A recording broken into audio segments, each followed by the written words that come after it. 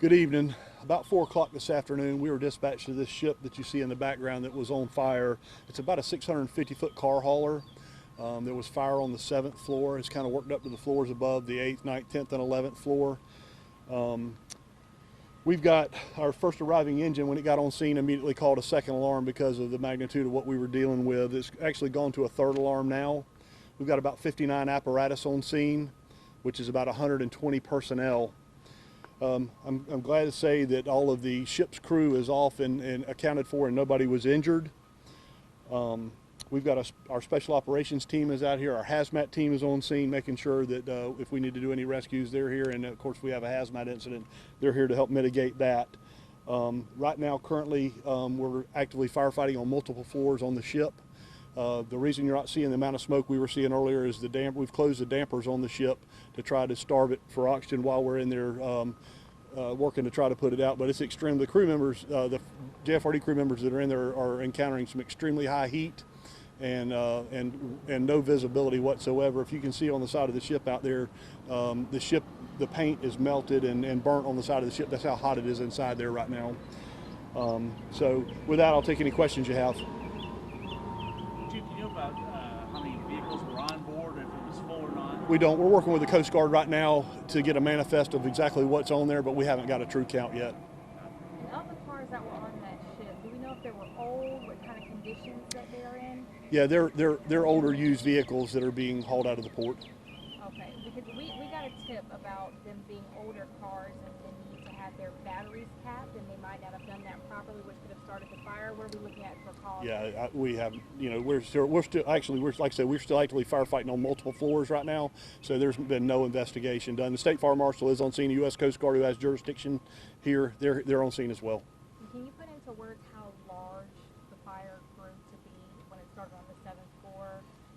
Well, obviously, you can see what we're looking at over there. You know, where the side of the ship's burned. It affected multiple floors, and it's a pretty large area.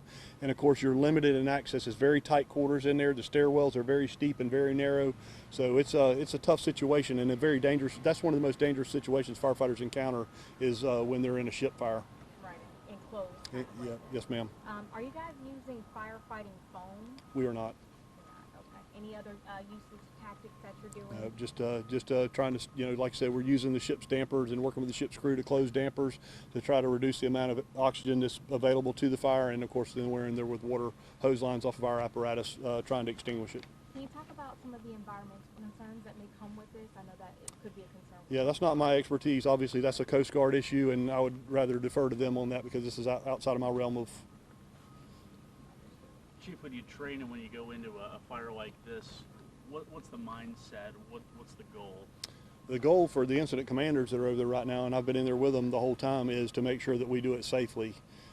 Make sure that we're accountable for everybody that's going up and in, and accountable, you know, while they're inside. There was a minor explosion in there a while ago you may have heard about or heard. Not sure what that was, but everybody's accounted for and good. We have no injuries yet, but it's just with a ship fire, it's and the ability to get lost in there and all that. It's making sure that you've got a tagline that you're following in and out, so you have a way to, you know, to find your way back out, but to make sure that those men and women that do this job get home safely tonight, you know, or tomorrow morning from their, you know, to their families, and that's the biggest concern we deal with.